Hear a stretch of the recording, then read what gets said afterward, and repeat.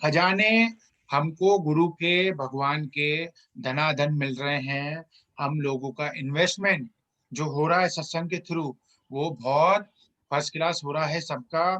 कैसे घर बैठे बैठे आगरा, फुलेरा, दुबई, शारजा, सबको भगवान ने अलनादा, फिर नैना आंटी गुस्सा हो जाएगी, मेरा नाम क्यों नहीं लिया, सबको एक जगह पर जोड़ दिया है। तो कैसी भगवान की कृपा हो रही है, और भर भर के भगवान हमको दे भी रहे हैं, खजाने हमारे ऊपर लुटा रहे हैं। ठीक है, अब आते हैं, बात निकली है गुरु की, तो अब बाबा जी आप इसको रीड करो।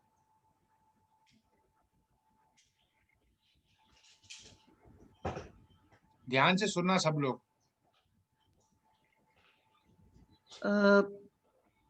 महत्ता ही जीवित गुरु की, मतलब जीवित गुरु की ही महत्ता है।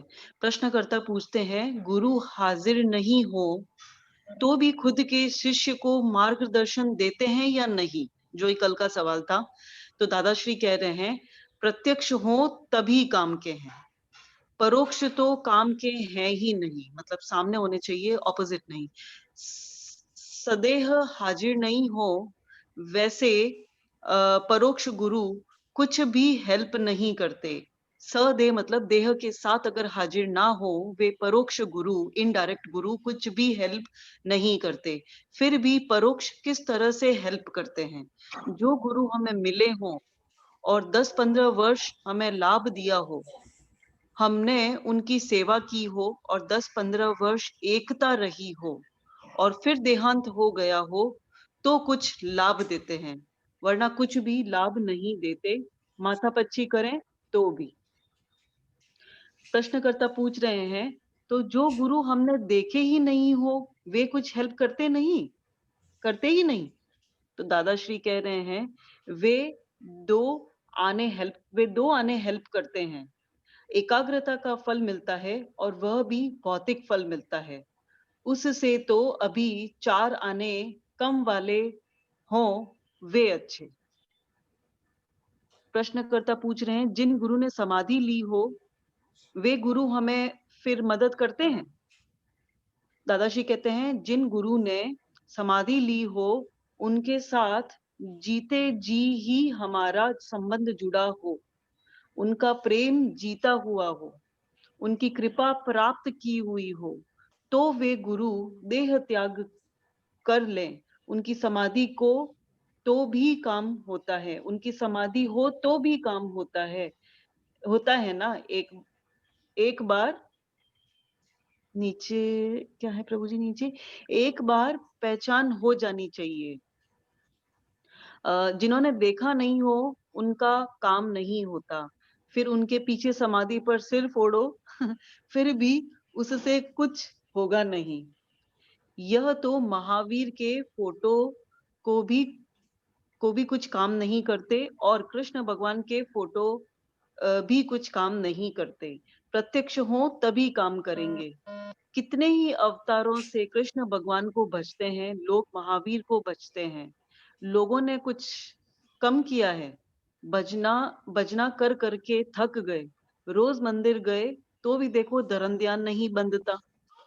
फिर इसमें भी अवधि होती है, इन दवाइयों की भी अवधि डाली होती है, इन दवाइयों की भी अवधि डाली होती है ना, वो आप जानते हो ना, एक्सपायरी डेट। वैसे तो इसमें भी होता है, लेकिन लोग तो जो चले गए हैं, उनके ही नाम को बिना समझे गाते ही रहते हैं। बहुत बढ़िया, बहुत बढ़िया। यानी इसमें क्या बताया, क्या बता रहा था कल, क्या बताया था आबा जी?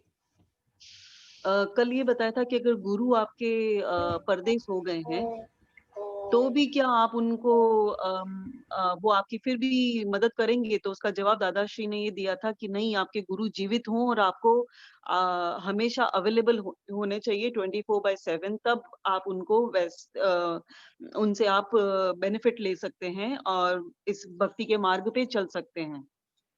वरना तो ये वही बात होगा कि डॉक्टर की फोटो आप सामने रख लिए और समझेंगे कि बीमारी मिट गई, वो नहीं हो सकता। तो ये था कल का।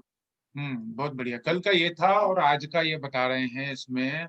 गुरु शिष्य की ये किताब है, इसमें बता रहे हैं आज की कि भगवान की फोटो से भी इतना लाभ नहीं मिलता जितना प्रत्यक्ष गुरु से मिलता है। लेकिन बोले कि जो गुरु ने समाधि ले ली है उससे, तो बोले अगर उससे आपका रिलेशन रहा है 10-15 साल, आवागमन रहा है, आप उसके टच में रहे हो, फिर उसने समाधि ले ली, तो उसकी समाधि से आपका काम हो सकता है। बट जिसको आपने देखा ही नहीं, उससे आपका काम नहीं हो सकता। जो आप सामने प्रत्यक्ष देख रहे हो, उससे आपका काम होगा, उसके संकल्पों से आपका काम होगा।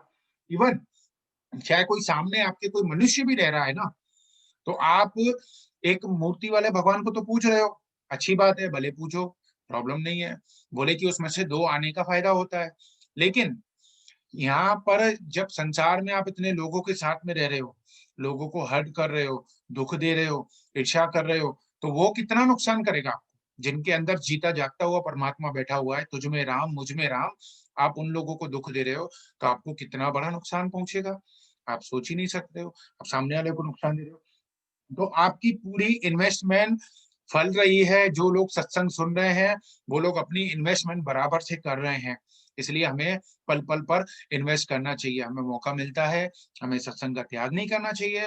सत्संग जितना हो सके हमें सुनना चाहिए, और जितना हो सके अपने को पॉजिटिव रखना है, अपने को हर थॉट में पॉजिटिव रखना है। क्योंकि हर बात में जब आप का पति, आपकी पत्नी, थोड़ी देर के लिए पत्नी का फोन बिजी आ जाए ना, तो हो सकता है पति को भी एक बार डाउट चला जाए कि इसका फोन क्यों बिजी आ रहा है। और पति थोड़ा घर पे लेट आए ना, तो पत्नी को भी डाउट जा सकता है कि ये कहीं पीने खाने तो नहीं चला गया। डाउट आ सकता है अगर पीने खाने वाला है तो, कभी पिया है तो इसलिए क्या करना, अपने आप को पॉजिटिव रखना। जब तक आप सच्चाई को जानते नहीं हो, तब तक आप किसी के बारे में अभिप्राय मत करो, क्योंकि वो अभिप्राय आपको फंसा देगा। धीरज का धन मिल जाता है सत्संग में आने से।